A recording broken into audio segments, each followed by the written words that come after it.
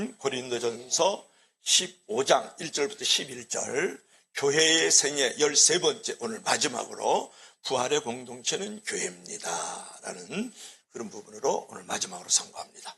자, 교독하겠습니다. 형제들아, 내가 너희에게 전하는 복음을 너희에게 알게 하노니 이는 너희가 받은 것이요 또 그 가운데 선 것이라.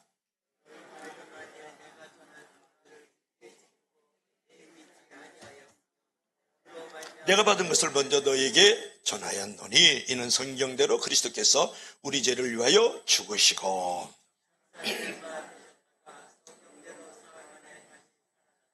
게바에게 보이시고 후에 12 제자에게와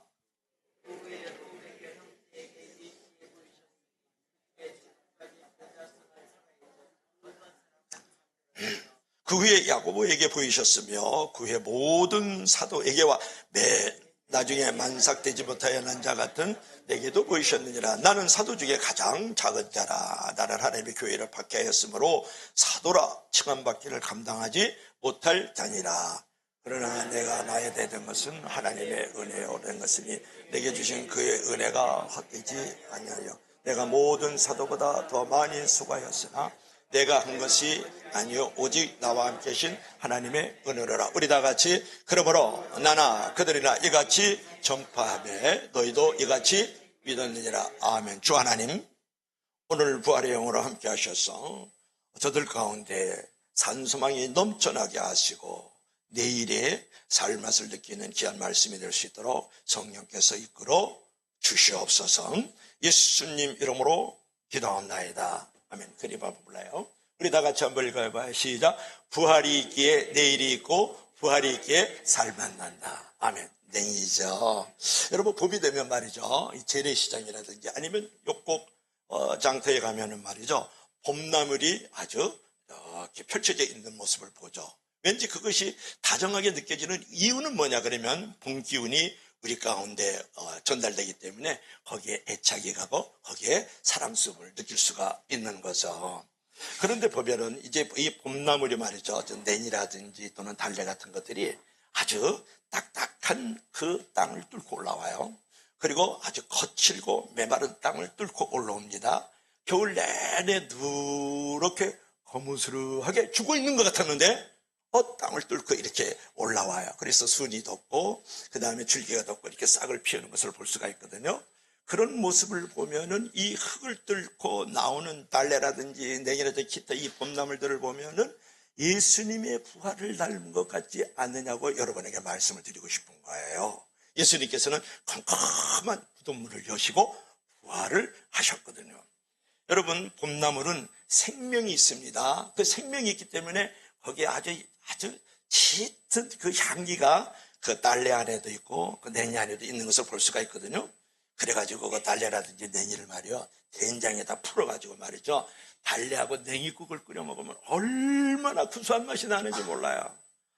제가 진짜 좋아하는 게 냉이국이거든요. 그뿐만이 아니고 그 냉이 그 향기라든지 그 된장의 구수한 향기가 말이죠, 입맛을 변화시키는 그런 놀라운 힘이 있단 말이에요. 이와 같이 여러분, 예수님께서는 그 컴컴한 무덤에서 예수님이 부활하셔가지고 향기를 풍기셨는데 절망을 희망의 향기로, 죽음을 부활의 향기로 우리 가운데 다가왔다고요. 달래나 냉이가 그 향기를 우리 가운데 본격으로 전해주시지 말이죠.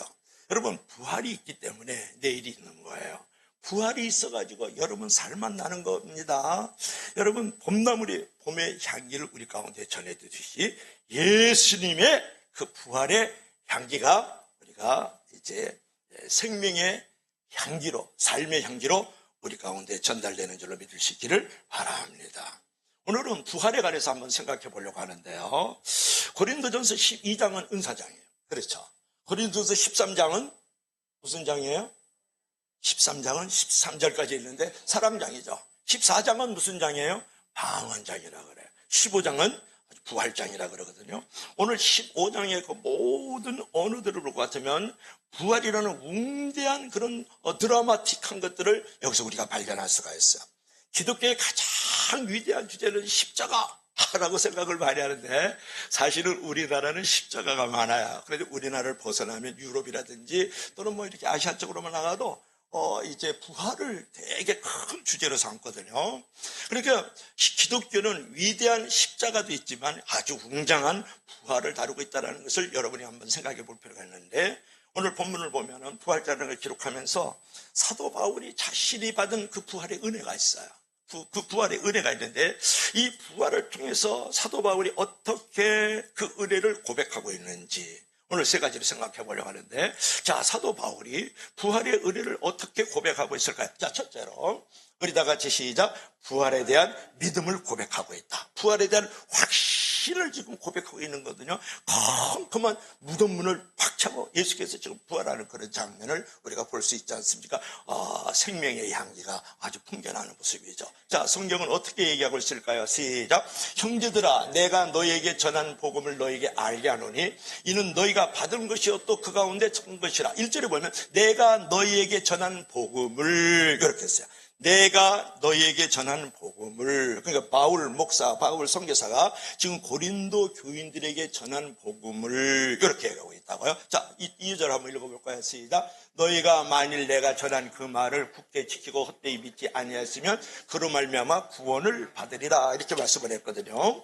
오늘 1절 말씀을 보니까 사도 바울이 지금 고린도 교우들에게 내가 전하는 복음을, 글쎄, 내가 전한 복음, 내가 전한 복음은 무엇일까요? 또 2절에 보니까 내가 전한 말을, 이렇게 했거든요. 내가 전한 말을. 그러면 내가 전한 복음과 내가 전한 말은 무엇이냐가 중요한 거예요. 바울 목사가 지금 고린도 교우들에게 말이죠, 내가 전한 복음, 내가 전한 말을 지금 얘기하고 있는데 그것이 무엇일까요? 오늘 요 기절에 있잖아요. 그로 말미암아 구원을 받으리라. 그러니까 내가 전한 복음과 내가 전한 그 말로 말미암아서 너희들이 구원을 얻으리라. 그것을 믿기만 하면 구원을 얻으리라, 이렇게 지금 얘기하고 있단 말이에요. 그러면 그가 말하는 복음이 무엇이냐가 중요한 거예요. 그가 말하는 말이 무엇이냔 말이에요. 이게 우리가 중요하잖아요. 이런 굿뉴스, 그래도 풀뉴스, 그죠? 저희 풀뉴스가 무지 중요한 건데, 내가 전한 복음, 내가 전한 말을 너희들이 믿기만 하면 그로 말미암아서 구원을 얻으리라. 그러는데 그 복음이 뭐지요? 이렇게 물어봐야 돼요. 그럼 고린도 교인들에게 복음을 줬고 말을 해 주었는데 어떤 내용일까요? 어떤 콘텐츠예요? 자, 3절 4절 한번 볼까요? 시작. 내가 받은 것을 먼저에게 전했느니 이는 성경대로 그리스도께서 우리 죄를 위하여 죽으시고. 그러니까 사도 바울이 지금 복음을 전하고 있어요. 사도 바울이 지금 말을 했어요. 그것을 믿기만 하면 그로 말미암아서 구원을 받는데 어떤 내용이 구원을 주느냐가 나와 있잖아요. 성경대로 예수님께서 우리의 죄를 위하여 죽으셨다는 그 복음, 그 말을 믿으면 구원을 받는다는 거. 4절에도 또 얘기를 했어요. 시작. 장사 지낸 바 되었다가 성경대로 사흘 만에 다시 살아났다. 그러니까 사도 바울이 지금 고린도 교인들에게 얘기하고 있는 건 뭐예요? 내가 전한 복음, 나의 말을 믿음으로 말미암아서 구원을 받는데 그 구원을 얻기 위해서는 성경대로, 애언대로 예수님께서 십자가에 죽으셨다. 그걸 여러분이 믿어야 됩니다. 더불어 또 성경대로, 애언대로 3일 만에 살아나셨다는 것을 믿을 때 구원을 받는다는 거예요. 여러분, 구원은 예수 그리스도의 십자가의 죽으심뿐만 아니라 그것만 믿으면 죽음으로서 끝나는 거잖아요. 3일 만에 성경대로, 애언대로 부활하셨다는 것을 믿을 때 구원을 얻는 줄로 믿을 수 있기를 바랍니다. 이 말을 믿어라, 이 복음을 믿어라. 그렇게 사도 바울이 고린도 교인들에게 지금 얘기하고 있다는 거예요. 그러니까 성경은 주님이 부활하셨습니다, 이것을 믿어야 구원을 받는다는 거예요. 믿으시면 다 같이 아멘. 그러니까 우리가 예수님을 믿는다는 것의 최고의 핵심은 뭐냐 그러면 예수님의 부활을 믿는 거예요. 예수님이 십자가 죽으심, 귀하죠. 그럼 그것만 믿으면 우리도 십자가에서 죽고 제사함받고 죽음으로서 끝나잖아요. 그러니까 3일 만에 성경대로, 애언대로 예수님께서 부활하셨다는 것을 믿을 때 구원이 있는 거다, 그런 말이거든요. 그래서 믿음의 핵심 내용 가운데 하나는 뭐냐면 부활이에요. 부활. 그러니까 그 믿음을 고린도 교인들이 확고하게 가질 수 있도록 사도 바울이 주님의 부활을 변증하는 내용이 15장 전체에 있는 거거든요. 근데 그는 이제 3절에서 주님의 부활이 성경대로 이루어진 것이고 또 4절에도 주님의 부활이 성경대로 이루어졌다고 얘기하고 있는데, 여러분이 이제 우리가 알아야 될 사실이 있어요. 주님의 부활이라는 것은 돌발적인 사건이 아니라는 거예요. 어떤 추종자들의 어떤 자작극으로 만들어지는 것이 아니라는 거예요. 그리고 신기한 현상도 아니고 떠도는 루머 소문도 아니라는 거예요. 오래전부터 성경대로 예언대로 이루어진 확실한 역사적 사실이라는 것을 여러분이 믿어야 된다, 그런 말이거든요. 한번 넘어가 볼까요? 화면을 다 같이 시작. 복음은 예수님이 우리를 위하여 죽으시고 사흘 만에 부활하신 것이 복음이다. 그리고 또 넘겨보세요. 보면 시작. 예수님의 부활은 우연한 일이 아니고 돌발적인 사건도 아니고 자작극도 아니고 신기한 현상도 아니고 루머도 아니다. 그러면 예수님의 부활은 뭐예요? 그 다음에 넘겨보세요. 보면은 넘겨보셔요.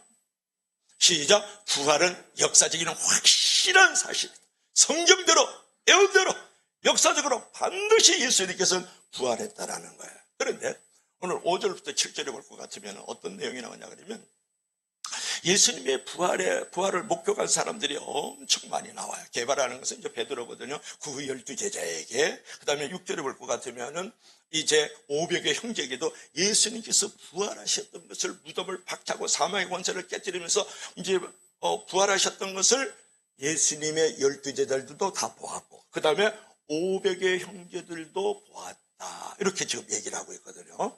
어떤 사람은 잠들었으며 이렇게 얘기를 하는데, 여기서 이제 생각해보고 싶은 것은 뭐냐 그러면, 오늘 사도 바울이 이 편지를 썼잖아요. 누구에게? 고린도 교인들에게. 사도 바울도 순교를 했어요. 그러니까 12제자도 부활하신 예수님을 목격한 이후에 그 부활하신 예수님 때문에 결국은 순교를 하게 됐고, 그 다음에 사도 바울도 이제 감옥에다가 예수 믿는 사람을 쳐놓고 말이죠.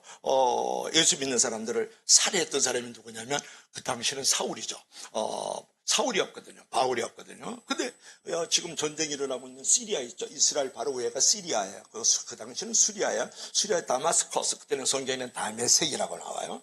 다메섹에서 부활하신 예수님을 만난 거예요. 부활하신 예수님이 나타나서 바울아 네가 하는 짓이 꼭 죽으려고 환장하는구나, 그렇게 얘기를 하는 거야. 말이 뒷발질러 가시채를 차는 것과 똑같아. 너가 스스로 죽을 짓을 하고 있구나. 거기서 결정적으로 사도 바울이 부활하신 예수님을 목격하고 바울도 죽어요.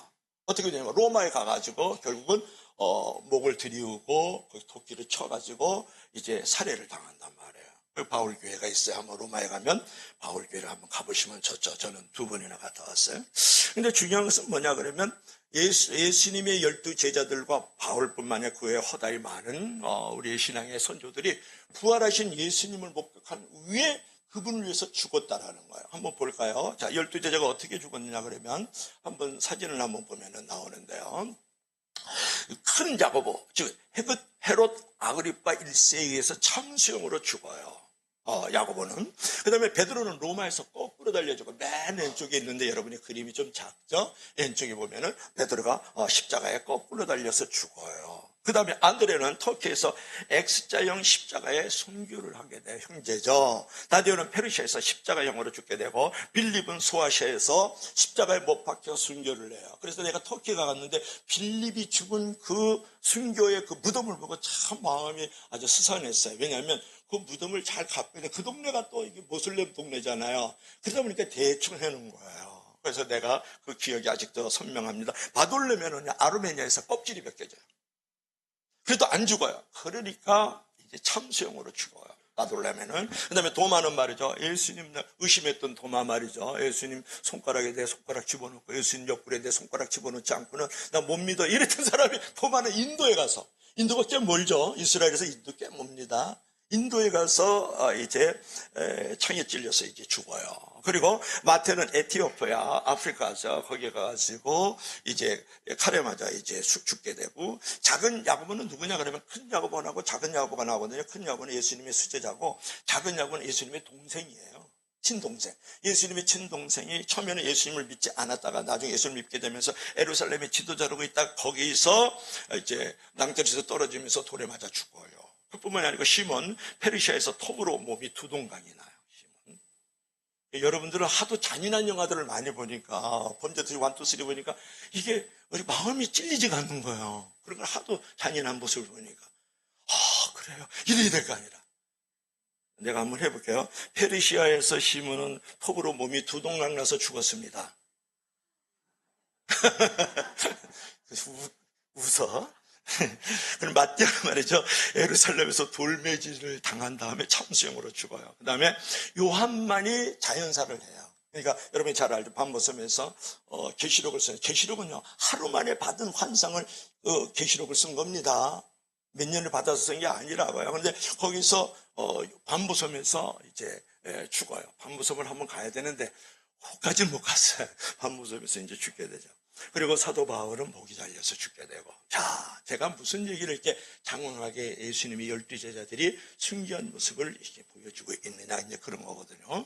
어떻게 저들이 순교할 수 있었을까? 부활하신 주님을 목격하고 부활에 대한 확신을 가졌기 때문에 예수님을 위하여 죽을 수 있는 존재가 되었다라는 거예요. 만약 그들이 주님의 부활을 목격한 것이 아니고 자작극이고 환상이고 뭐 꾸며낸 이야기고 그러면 그들이 죽을 리가 없잖아요. 왜 그런 일 때문에 죽겠어요? 누가 자기가 꾸며낸 거짓말을 위해서 자작극을 위해서 소문을 듣고 죽겠어요? 주님의 제자들은 하나같이 부활하신 예수님에 대한 확고한 믿음이 있었기 때문에 순교의 자리에 들어갈 수 있었다. 마찬가지로 우리 은혜 받은 자에게는 부활에 대한 확고한 믿음을 가져야 돼요. 그러면 여러분의 직장에 있든지 학교에 있든지 교회에 있든지 어디서 내가 순교의 자리에 들어갈 수 있다고요. 근데 내가 왜 죽질 못하느냐? 확고한 부활에 대한 확신을 갖고 있지 않기 때문에, 부활하신 그 주님을 만나뵙지 못했기 때문에 여러분의 삶의 자리에서 나를 낮추고 나를 죽이고 나를 없이 하지 못하는 거예요. 풋풋하게 날마다 살아 교만한 배추 모습으로 있을 수가 있는 거죠. 왜?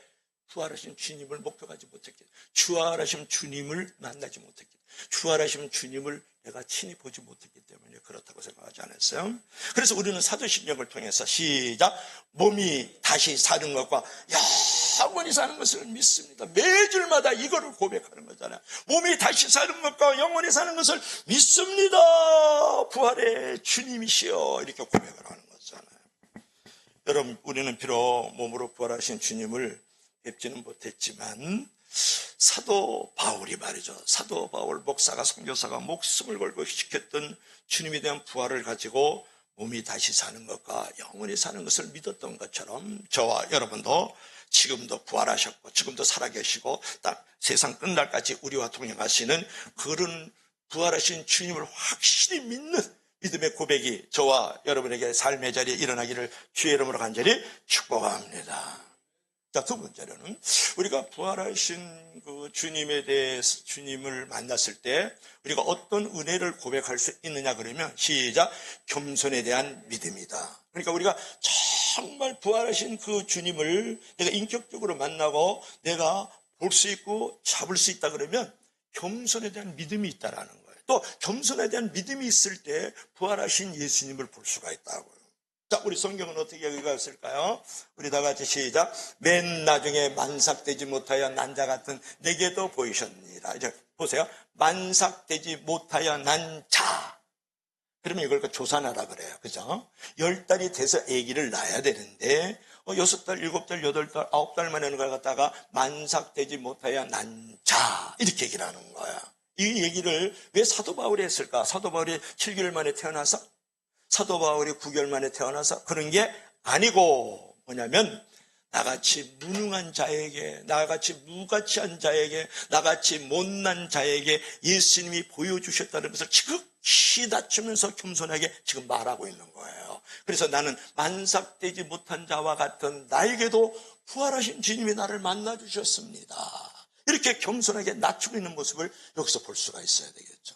성경 통독 막 하다가 만삭되지만 사도 바울이 몇 개월 만에 태어났는 거? 7개월? 아니야 9개월 반? 막 이렇게 하지 말고. 그 다음에 9절 우리 다 같이 시작. 사도 중에 가장 작은 자라 나는 하나님의 교회를 박해했으므로 사도라 칭함을 받기를 못한. 조금 전에는 만삭되지 못한 자 그랬죠. 그죠? 지금 이번에는 뭐야? 가장 작은 자. 누구보다 제자들 중에서도 가장 작은 자, 성도들 중에서도 가장 작은 자라는 거예요. 자기가. 여러분 이런 고백을 할 수 있어요. 내가 우리 교회에서 목사다 왜? 내가 우리 교회에서 권사다 왜? 그렇게 큰 자라고 좀 고백을 할 때가 좀 많이 있잖아요. 그죠? 자기를 주장하고 자기 인정해달라는 거 안 해요. 그렇죠? 사도 바울은 안 했어요. 목사 중에 가장 작은 자다. 내가 성도 중에 가장 작은 자야. 제자 중에 가장 작은 자입니다. 교회 안에서 가장 작은 자입니다. 왜? 나는 하나님의 교회를 박해했습니다. 이게 사도 바울은 예수 믿는 사람 감옥에 쳐놓고 이제 사람을 죽여나가거든요. 이제 그러니까 그런 박해자였는데 부활하신 예수님이 나를 만나 주셨으니까 너무 그 은혜에 감사해가지고 사도 중에 내가 제일 가장 작은 자입니다. 이렇게 얘기를 하는 거예요. 그러면서 엘라키스토스 이런 말을 하는데 교회를 핍박했던 나는 부족한 자고 연약한 자고 볼품 없는 자입니다. 근데 그분께서 나를 만나 주셨어요. 그래서 나는 가장 작은 자 이렇게 고백을 하는 거예요. 여러분. 그냥 작은 자가 아니라 가장 작은 자, 베스트 오브 베스트로 내가 가장 작은 자 이렇게 얘기를 하잖아요. 여러분 여기서 우리가 이제 생각해 보고 싶은 것은 뭐냐면 사도 바울이 이런 고백을 했다는 거예요. 만삭되지 못한 자와 같습니다. 나는 지극히 가장 작은 자입니다라는 고백을 했을 때 그의 마음이 어땠을까요? 여러분 정말 예수님께서 나를 만나 주셨다는 것에서 진짜 감격을 하면서 자기 자신의 엄청 겸손한 모습을 여기서 우리가 이제 볼 수가 있잖아요. 그러니까 결국은 정말 예수 그리스도를 만난 은혜 받은 자는요 반드시 겸손한 고백이 있습니다. 그리고 반드시 그의 겸손한 인격과 삶이 거기에 나타나는 줄 알아야 돼요. 내가 왜 이렇게 교만 거만 덩어리로 살아가느냐. 항상 내가 제일 높은 자리에 있어야 되고 내가 늘 인정받고 나보다 높은 자가 있으면 안 되고 막 이런 어떤 교만함 그런 마음이라는 것은 정말 부활하신 예수님을 인격적으로 만남이 없어서 그래요. 정말 내가 어떤 자였는데 이렇게 이제 만나주신 거에 대해서 너무 감사하죠. 그리고 고마우면 내가 겸손할 수밖에 없어요. 내가 낮아질 수밖에 없잖아요. 그죠? 그러면서 나의 인격과 삶 속에서 내 겸손한 모습을 통해서 부활하신 예수님의 증인이 된다고요. 그분을 보여줄 수가 있다고요. 그 일을 쫓아서. 나를 만나주신 그분, 내가 본 그 예수를 내가 겸손하고 낮아질 때 그죠? 그 다음에, 이제 그런 인격과 삶으로 나의 삶을 직장에서, 학교에서, 가정에서 말이죠. 교회 안에서, 교회 바깥에서 내가 들어줄 때 누구를 보여줘? 그때 예수를 보여줄 수 있어요. 교회 안에서만 예수 보여주지 마세요. 그럼 반토막 신앙이에요.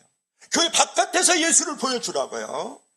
여러분이 부활하신 예수님을 정말 만나면 겸손하게 되고 그 일을 쫓아서 나를 낮추면서 인격과 삶으로 나의 삶 속에서 증인이 되거든요. 누가? 예수의 증인이지. 여러분 교회 안에서 예수만 잘 믿지 마세요. 교회 바깥에서 예수를 잘 믿어야 돼요. 교회 안에서만 예수 바로 믿지 마세요. 교회 바깥에서 예수를 바로 믿어야 돼요. 교회 안에서는 예수를 아는 거예요. 교회 바깥에는 예수를 사는 거예요. 믿으시면 아멘. 그래서 여러분 고린도 교인들이요 무지 자랑을 많이 했거든요. 그러니까 사랑의 반대말은 자랑이에요. 겸손의 반대말은 자랑이거든요. 막 나 방언한다, 막 나 믿거든, 내가 능력해가거든. 귀신 쫓았는데 내가 왜 그래? 그리고 내 방언 통역도 한다. 그리고 말이지 얼마나 내가 잘 가르치는지 몰라. 이런 고린도 교인들 가운데 그런 어떤 거짓된 교사, 거짓된 목사, 거짓된 집사들이 많이 있었단 말이에요. 그러니까 사도 바울이요 이런 것들을 보면서 이제 내가 예수 그리스도를 정말 믿는 사람들은 그 부활의 그 주님을 만난 그 은혜로 말미암아서 겸손함이 있고 자기 자신을 낮춘다는 것을 보여준 거란 말이에요. 여러분 어떠세요? 정말 내가 겸손하면요 하나님의 은혜와 축복이 있어요. 정말. 그리고 정말 하나님의 은혜와 축복을 받으면 겸손함의 자리로 나갈 줄 알아야 돼요. 그래야 그 은혜와 축복이 계속 유지가 된단 말이에요. 그러니까 겸손하면 은혜를 받고 은혜를 받으면 사람은 또 겸손해진다.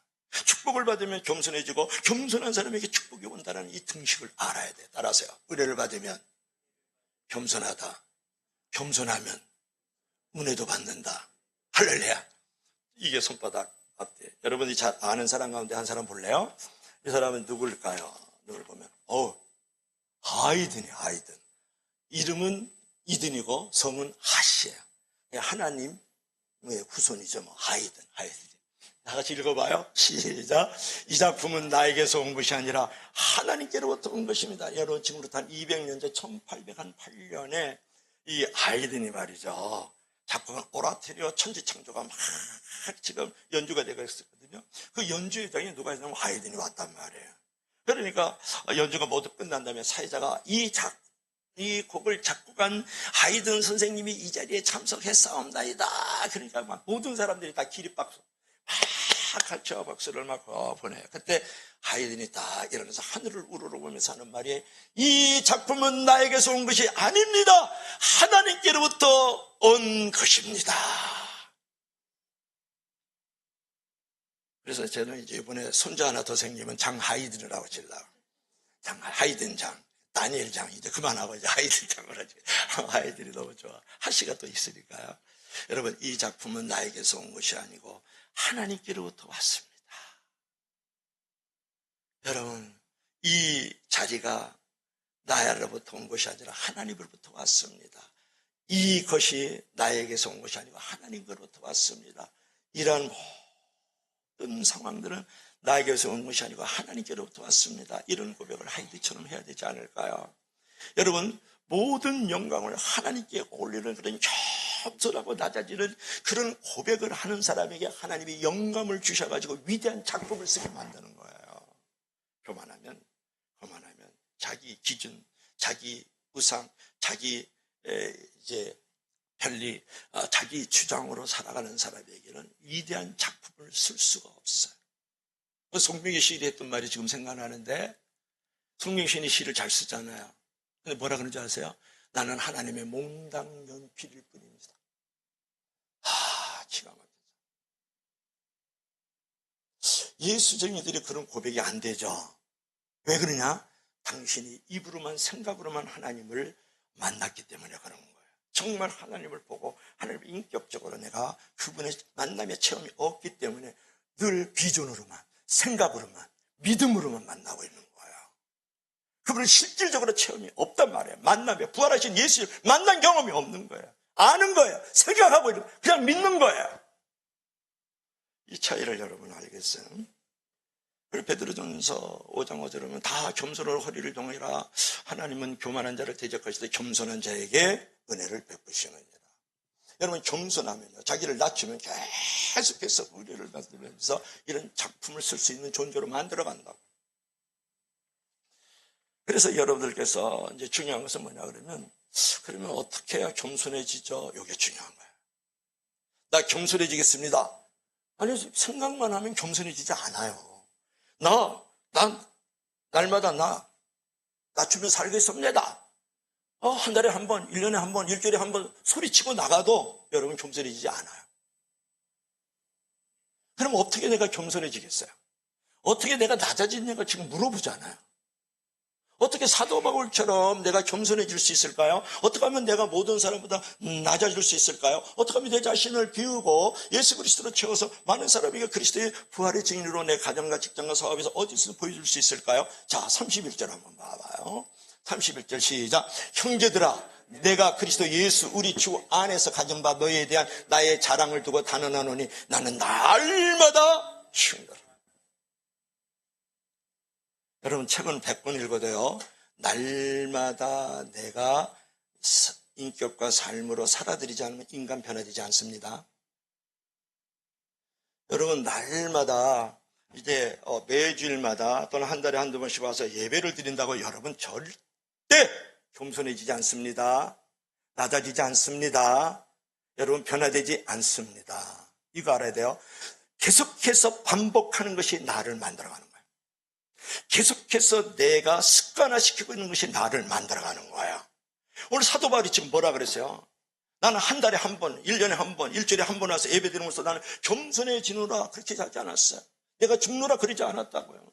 날마다 내가 단언하니 죽노라. 날마다 죽어야 돼요. 1분이든 3분이든 괜찮아요. 날마다 여러분이 죽지 않으면 겸손해지지 않아요. 변화되지 않는다니까요. 여러분, 체면에 속지 말라고요. 여러분, 착시 현상을 가지면 안 돼요. 날마다 내가 가지고 있는 선택, 날마다 가지고 있는 나의 반복, 날마다 가지고 있는 나의 습관이 나를 만들어가는 거예요. 이거 놓치고 있다고요. 1분도 괜찮아요. 3분도 괜찮아요. 그래서 여러분께서 날마다 내가 살아나기 때문에 문제거든요. 사람 잃고 재물 잃고 모든 환경들을 잊어버리는 건 내가 살아나기 때문에 그런 거예요. 여러분, 배추는요 소금을 막 뿌려요. 그래가지고 막 씻혀. 그래서 불에 담가놔. 그러고 나서 또 꺼집어내가지고 거기다가 막 고춧가루 집어넣고 양념 집어넣고 말하죠. 막 죽여버려. 그랬더니 맛있는 김치가 되는 거예요. 변충역에서 이 다음 김치 맛있게 갖고 오는데요. 그래야 맛있는 인생이 되는 거거든요. 멋있는 인생이 되는 거거든요. 배추 김치처럼. 그럼 무엇으로 죽이겠어요? 물어보잖아요. 무엇으로 날마다 여러분을 죽일 수 있느냐고요. 소금 잡술래? 그럼 양념 고추장 같은 거 내가 막 뿌릴래? 거기 도가리 들어갈래요? 기도와 말씀과 성령으로 날마다 나를 죽여야 돼. 그래서 여러분께서 하루에 3분도 좋고 30분도 좋아요. 날마다 기도함으로 내가 무릎을 꿇을 때 내가 겸손해지고 내가 죽어지는 거야. 그리고 하나님의 말씀 앞에서 내가 회개하면서 그 말씀으로 나를 거룩하게 구별해 나갈 때, 거룩하게 할 때 내가 죽어지는 거야. 날마다 내가 하고 있는 게 나예요. 아무도 보지 않는 곳에서 내가 하는 짓이 나예요. 그래서 거룩하게 안내하고 대표기도 하고 여기서 헌금하고 밥도 지어주고 성도들 가르치고 목사처럼 설교. 그래서 여러분이 아니라고요. 보이지 않는 곳에 향하는 것이 당신이에요. 그리고 날마다 하고 있는 반복, 날마다 하고 있는 선택, 날마다 하고 있는 습관, 그것이 나예요. 이거 알아야 돼. 그래서 내가 안 죽어. 교회만 나가면 나요. 그러잖아요. 주여 그랬다. 그래서 여러분, 기도의 무릎을 날마다 3분도 좋아요. 일어날 때 3분 좋아요. 잘 때 3분도 괜찮아. 날마다 성경 한 장 큐티 내가 통한다. 나를 죽여야 돼. 그리고 성령님이 도와주셔야 돼요. 그래서 나의 인격을 핸들링해 나가는 건 성령님이거든요. 삶을 만들어가는 거. 그러니까 기도와 말씀 속에서 성령이 충만하자면 날마다 나는 푸르푸르하게 살아나는 거란 말이에요. 교회 안에서 여러분 죽지 마세요. 교회 바깥에서 죽으라고요. 교회 안에서요 겸손한 거 물론 중요하죠. 교회 바깥에서 겸손하세요. 교회 안에서 잘 사는 거 바로 사는 거 보이지 마세요. 교회 바깥에서 잘 살고 바로 사는 걸 보여줘야 돼. 날마다 죽어야 돼. 기도와 말씀과 성령으로 죽어야 되는 줄로 믿을 수 있기를 부탁합니다. 여러분, 나는 날마다 죽는다. 사도 바울이 고백을 했다면 저와 여러분은 날마다가 아니라 시간마다 죽어야지. 분초마다 죽어야 되지 않겠어요? 무엇으로? 기도와 말씀과 성령으로. 날마다 자기를 죽이면 찾아오는 게 있어요. 거룩한 하나님이 주시는 놀라운 평안을 하나님이 허락하여 주십니다. 그리고 사단 마귀가 통 못하는 영적 거일이 되는 거예요. 할렐루야! 이것이 얼마나 귀한지. 여러분, 교만하면 마귀가 바로 귀신들이 장난질 합니다. 겸손하면 마귀와 귀신들이 거기서 틈 못하는 거예요. 예수의 이름으로 물러가라. 그래서 물러가면 얼마나 좋겠어요. 겸손하면요 물러가지 말라 그래도 물러가. 그래서 두 번째로 부활의 은혜를 체험한 사람들은 어떻게 된다고요? 겸손해진다. 겸손하고 날마다 자기 자신을 죽일지랄 때 부활의 은혜의 공동체를 만들라고 부활의 증인이 거기서 되는 거다. 믿으시면 아멘 하세요. 자, 세 번째로 우리 가까이 시작. 자족에 대한 믿음. 자, 넘어가 봅시다. 그 전에 시작. 그러나 내가 나된 것은 하나님의 은혜로 된 것이니 내게 주신 그의 은혜가 헛되지 아니하여 내가 모든 사도보다 더 많이 수고하였으나 내가 한 것이 아니라 오직 나와 함께 하신 하나님의 은혜로다. 여러분에게 숙제를 한번 내볼까요? 여기 은혜라는 말이, 하나님의 은혜라는 말이 몇 번 나와요? 이 한 구절에. 내가 나된 것은, 나의 나된 것은 하나님의 은혜. 내가 나된 것은 하나님의 그의 은혜. 내가 나된 것은 나와 함께 하신 하나님의 은혜. 이 한 구절에 은혜라는 말이 3번이나 나와요. 사도 바울은 철저히 전적인 하나님의 은혜를 경험했던 사람이거든요. 근데 나의 나된 것은 이렇게 했거든요. 앞에 나와 뒤에 나는 다르다는 것을 알아야 돼요. 그러니까 나의 나된 것은, 내가 나된 것은 이렇게 얘기했죠. 앞에 나는 뭐냐면 죄인 된다. 그 다음에 뒤에 나는 뭡니까? 이제 의인이 된다. 예, 앞에 있는 것은 뭡니까? 앞에 있는 나는 뭐냐면은 이제 못 된다. 근데 뒤에 있는 나는 뭐냐? 잘 된다. 앞에 있는 나는 뭡니까? 포엠자요. 아주 타락한 자였거든요. 바울이요. 사람들을 잡아서 죽이고 감옥에 쳐넣었으니까요. 그리고 잘난 척을 너무 많이 했거든요. 그런 포엠자였는데 뒤에 나는 뭡니까? 나는 전도자가 된 나. 핍박자가 전도자가 됐다. 이렇게 보는 거예요. 못된 나가 잘된 나가 됐다. 죄인이 의인이 되었다. 피천하고 값 없는 존재들 이제는 고귀하고 값진 존재가 되었다. 이렇게 얘기하는 거예요. 무엇으로? 무엇으로? 하나님의 은혜로. 그래서 자랑할 것이 하나도 없는 거예요. 여러분, 사도 바울이 어떤 사람인지 아세요? 가말리엘 문외생이요. 지금으로 보면 이시 가문이에요. 이성계 가문이다. 뭐 죄송한데 요새 뭐 단종 많이 나오던데요, 그죠? 그 세종대왕 가문이다 말이죠. 그 단종이 세종대왕 가문이잖아요. 그리고 하나님께 얼마나 열심인지 몰라고 유대인의 이민자고 로마의 시민권까지 가진 사람이에요. 그런데 자기 자신을 뭐라 그래? 나의 나된 것은 하나님의 은혜입니다. 자랑을 안 한단 말이에요, 이분은. 교만을 떨질 않았다고요. 모든 것은 전적으로 하나님의 은혜로 못된 내가 잘된 나가 되고 죄인이 의인이 되었고 값없는 자가 값 있는 자가 되었고 포행자가 내가 전도자가 되었습니다. 이렇게 얘기를 하는. 여러분, 이런 고백이 매우 중요하지 않아요? 그러니까 나의 이런 고백은 이런 의미가 담겨 있어요. 나의 현재의 모습을 하나님께서 만드셨습니다. 그런 거야. 나의 나된 것은 하나님의 은혜요. 세 번이나 얘기하잖아요. 또 하나는 뭐냐 그러면 나의 이 고난도 하나님의 손길 아래 있습니다. 그러면서 하나님은 결코 실수가 없어요. 그걸 인정하는 거예요. 나의 나된 것은. 또 하나는 뭐냐면 나의 부족한 부분도 하나님께서 있게 하셨습니다. 나는 나에게 실망하지 않겠습니다. 나의 나된 것은 하나님의 은혜다. 이렇게 얘기를 하잖아요. 나의 현재의 모습이 하나님의 최선의 작품이요 명품인 것을 선포합니다. 나의 나된 것은. 이런 고백을 지금 하고 있는 바울을 여러분이 이제 만나야 된다는 거예요. 그래서 여러분 볼 것 같으면은 이제 우리가 이미 명품이고 우리는 작품이거든요. 따라하세요. 나는 명품이요, 작품이요, 진품이다. 근데 이제 많은 사람들은 내가 명품이 아니라는 거예요. 많은 사람들은 내가 작품이 아니라는 거예요. 많은 사람들은 내가 진품이 아니라고 이미 생각을 하고 있기 때문에 가짜 명품, 진품, 명품을 걸치려고 그러는 거거든요. 여러분, 히터를 좀 꺼주세요. 그 다음에 보세요. 한번 그림 한번 볼래요? 그림 한번 봅시다. 그림 보면 세계 3대 명품이 나왔어요. 오늘 장사 좀 한번 하려고. 내가 지금 물건 좀 팔아먹으려고 하죠. 세계 3대 명품 가운데, 가방 가운데 제일 좋은 게 뭔지 아세요? 시작. 루이비통, 샤넬, 헤르메스. 요게 제일, 여기 가운데 1,000만 원 넘는 것도 있어요. 그리고 400~500만 원짜리도 있어요. 이거 1,000만, 2,000만 원짜리도 여기 있습니다. 내가 안 가르쳐줘. 근데 밑에 한번 읽어봐요. 시작. 인간은 하나님의 내신 최고의 명품이다 그랬거든요. 여러분, 사람들 명품 되게 좋아하거든요. 이름 있는 거, 값진 거, 이런 거 막 걸치고 입고 말이죠. 신고 말이죠. 그러면 자기가 명품인 줄 알아.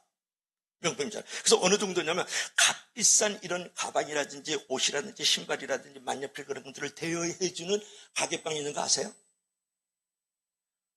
겸손하구나. 그래, 가게방이 있어요. 그래가지고 빌려줘. 근데 중요한 것은 이런 어떤 가방들을 빌릴 때요, 로고가 잘 보이는 거를 빌려간대요.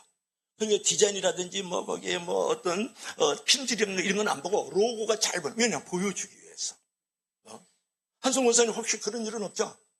뭐 샤넬에 루이비통에 헤르메스 이런 거 있어요 집에? 저분은 가짜를 사더라고요. 아니 진짜야. 저번에 목사님 이거 가짜 하나 사러 갑니다 그러더라고. 그러면 싸대요. 뭐 한 몇천만 원 하는데 그거만 10,000원, 100,000, 200,000 하는 봐요. 그걸 서울 벌써 판대.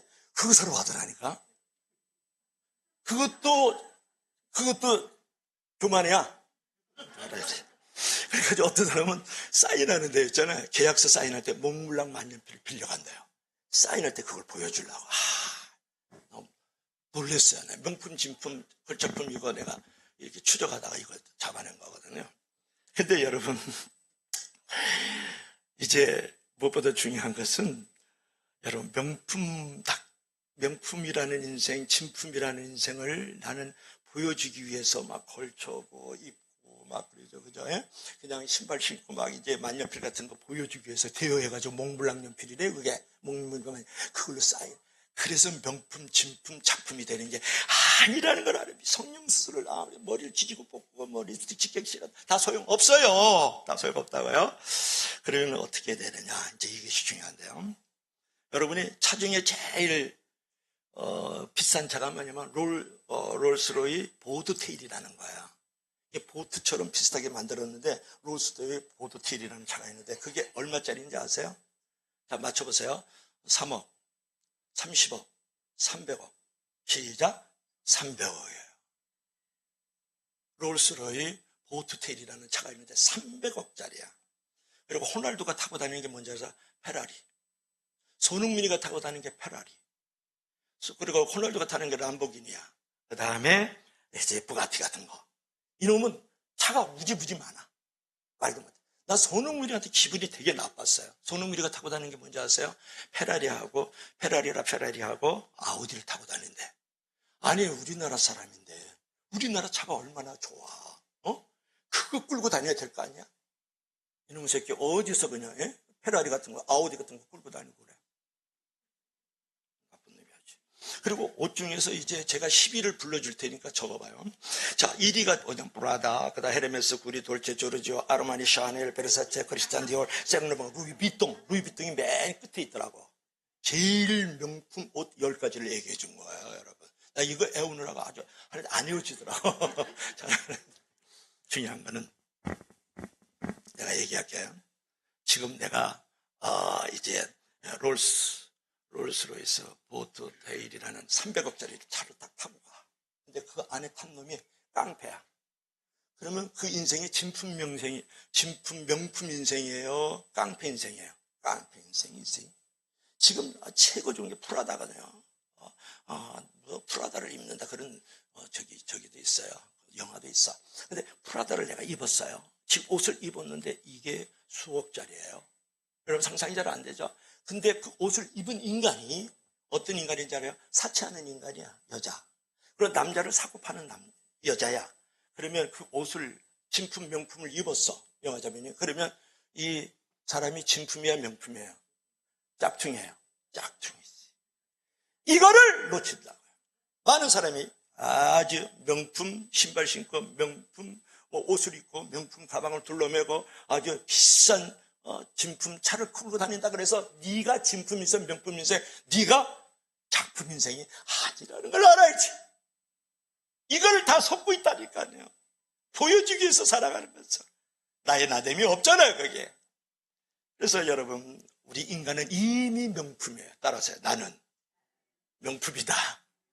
나는 진품이다. 나는 작품이다. 이미 already. 할렐루야. 왜 그럴까요? 요거 이거 맞춰야 되겠다. 그죠? 인간의 뼈가 206개가 있어요. 인간의 혈관이요 12만 킬로가 있어요. 우리 안에. 지구가 4만 킬로예요. 3배를 도는 만큼의 혈관이 우리 안에 있다고요. 여러분 심장이 지금 박동해서 심장이 지금 쿵덕쿵덕 그러면서 지금 폭발하고 있거든요. 이게 여러분이 걱정 안 해도 1분에 60에서 100회를 움직여요. 여러분 한 달이면 1000만 회를 움직여요. 1년이면 말이죠. 1년에 4천만 번이 움직여요. 이 심장이, 여러분 심장 박동이, 심장이 폭발하는데 여러분이 걱정 안 해도 움직이는 거예요, 이게. 그리고 이 세상에서 직립보행하는 것은 동물은 인간밖에 없다고요. 그뿐만이 아니고 평생에 말이죠. 이 심장 박동이요. 80세까지 살면 30억 번을 자동으로 움직여준다는 거 아니에요. 이런 명품이 어딨냐고요. 이런 진품이 어딨냐고요. 이런 위대한 걸작품이 어딨냐고요. 에베소 2장 10절에 하나님이 나를 지으시고 만드신 바 되었다 그러잖아. 그런데 여기다가 뭘 걸쳐? 여기다가 뭘 입어? 뭘 타고 다녀? 그럴 필요 없는, 이미 나는 명품. 그런데다가 그리스도 예수 안에서 내가 성령님 안 하나님의 자녀가 됐잖아요. 하늘과 땅과 그거를 지시는 거장이신 하나님의 자녀라고요, 여러분. 우리의 만왕의 왕이신 예수 그리스도의 신부예요. 여러분, 대통령의 왕이 페라리 불어하는 거 봤어요? 몽블랑 망년필만 그걸 불어하는 거 봤냐고 물어보잖아요. 헤르메스 가방이 제일 비싸대요. 여러분 헤르메스 그 가방 불어하는 거 봤어요? 나는 만왕의 왕이신 예수님의 신부라고요. 그리고 나는 땅의 생명 한 거래, 하늘나라의 생명을 걸고 사는 하늘나라의 백성이고 하나님의 자녀고 하나님의 시민권을 가진 자라. 할렐루야. 내가 명품이에요. 나는 이미 명품, 나는 이미 작품, 나는 이미 하나님의 위대하신 걸작품이다. 이거를 믿지 않기 때문에 자꾸 명품을 쫓아다니고 진품을 쫓아다니고 작품을 만들려고 만들어. 이미 나는 작품인데. 그래서 짝퉁 인생을 살아가는 거다, 그런 말이야. 믿으시면 다 같이 아멘 하세요. 그래서 여러분, 행복한 사람, 성공적인 사람은 정상에 올라간 사람이 아니에요. 나의 나됨을 알고 하나님의 작품으로 지으심을 받은 존재라는 것을 분명히 믿을 때 그런 사람이 성공한 사람이고 그런 사람이 정말 행복한 사람인 줄로 믿을 수 있기를 바랍니다. 그래서 여러분의 어떤 성공과 행복을 말이죠, 남처럼 꼭 되려고 그러지 마세요. 남처럼 소유와 성취를 가지고 내가 평가를 받고 진단을 받고 점수를 매김을 받는 그런 존재가 되려고 그러지 마세요. 나는 그런 비교식, 열등감, 어떤 그런 디프레스, 그런 우울증에 걸리는 짓을 하지 말란 말이에요.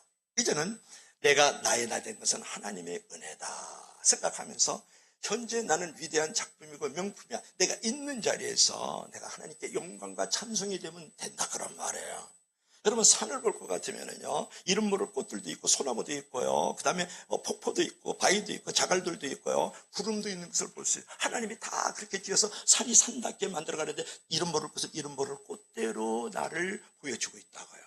그리고 아주 거목이 이 소나무는 소나무대로 자기 이름을 거기서 높이고 있다고요. 하나님의 이름을 높이고 있거든요. 폭포는 폭포대로 물이 흘러내리는 대로 그 자리를 갖고 있는 거예요. 나의 나됨에 대한 존재를 갖고 있단 말이에요. 그러니까 여러분이 싱크대하고 결혼을 했어요, 아니면 직장 다니고 있어요, 학교 다니고 있어요, 아니면 사업을 하고 있어요, 아니면 교회 안에서 교회 바깥에서 있는 자리에서 어떻게 나의 존재됨을 통하여 하나님께 영광 돌리면 바로 진품, 명품, 위대한 걸작품의 인생을 살아가고 있는 줄로 믿을 수 있기를 바라옵나이다. 예수 믿어도 옳게 믿어야지, 바로 믿어야지. 되지 않겠어요? 그래서 오늘 결론을 맺죠. 우리는 어떤 존재입니까? 하나님의 자녀예요. 어떤 존재입니까? 예수님의 신부예요. 우리는 어떤 존재예요? 하늘나라의 시민권을 가진 명품이라고요. 이미 작품이라고요. 그래서 그런 부분에 대해서 감사하고 자족하면서 살아갈 수 있기를 주의 이름으로 간절히 축복합니다. 자, 결론. 시작. 부활의 입을 잃은 성도는 다 같이 시작. 그 다음에 있어요. 시작. 부활에 대한 믿음을 갖자. 겸손에 대한 믿음을 갖자. 자족에 대한 믿음을 갖자. 아무처럼 사도 바울처럼 부활의 은혜를 체험한 자로서 부활에 대한 확고한 확신을 가지고요, 두 번째로 겸손에 대한 믿음을 꼭 가지시고, 내가 스스로 어떤 상황에도 이미 나는 명품이고 진품이야, 있는 자리에서 무엇을 하든지 하나님의 뜻과 일을 위하여 영광을 돌리며 살아갈 거야 하는 자족과 감사의 마음으로 살아가길 주의 이름으로 간절히 축복합니다. 주 하나님